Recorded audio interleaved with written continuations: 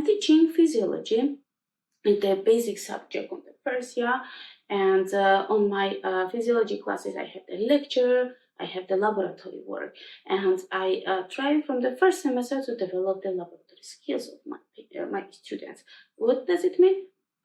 The university used the American model of teaching I already mentioned. That means the system-based integration. For example, on the first semester, if the student has the block, we have the block-based teaching, cardiovascular system. In this cardiovascular system, the student has the anatomy of cardiovascular system, physiology, and different subjects, all subject-based in subject, but related to one system.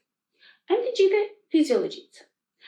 When I explain some topic, after this, the student enters my laboratory room, and one student records from another one, from her peer, electrocardiography. That's the electrical event of the heart.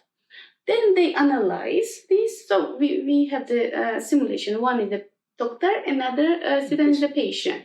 The doctor records this from the patient, they analyze this recording and prepare the report.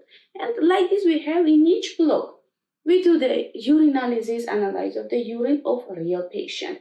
And I'm not involved in the process. I just give them the direction, give them the instruction, and my students are doing this with their own hands. And it developed their laboratory skills, some practical skills from first